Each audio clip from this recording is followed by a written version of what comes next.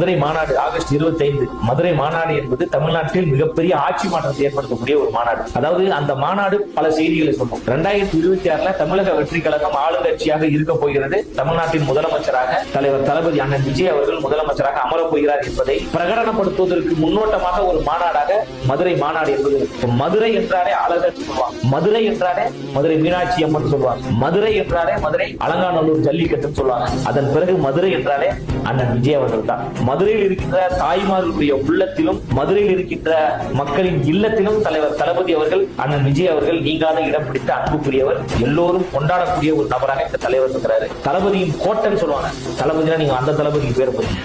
எங்க வெற்றி தலைவர் தளபதி அண்ணன் விஜயின் கோட்டன் சொல்லுவாங்க மதுரை. அந்த மதுரையில ஒரு மாநாடு நடக்க போதுன்னா அந்த மாநாடு எப்படிப்பட்ட ஒரு மாநாடாக விக்கிரவாண்டி முதல் மாநாடு விக்கிரவாண்டி வீசாலையில நடைபெற்றது. 10 லட்சங்களை கடந்து 12 லட்சம் மக்கள் வந்தாங்க அந்த மாநாட்டு முதல் மாநாடு. மதுரை மாநாடு என்பது டபுள் மடங்கு வருவாங்க. 20 லட்சத்திற்கு மேல் மக்கள் வருவதற்கு தயாராக இருக்கிறாங்க. உளவுத்துறை ரிப்போர்ட், தமிழ்நாடு கதிகலங்கி இருக்கு, ஆளுங்கட்சி கதிகலங்கி இருக்கு, திரண்டு போயிருக்கிறாங்க. அப்ப இந்த மாநாட்டை நடத்த விடாமல் தடுப்பதற்கு உண்டான எல்லா வேலைகளையும் திமுக அரசு நாங்க என்னைக்கு அனுமதி கடிதம் கேட்டோமோ அன்னை இருந்து கொடுக்க ஆரம்பிச்சுட்டாரு.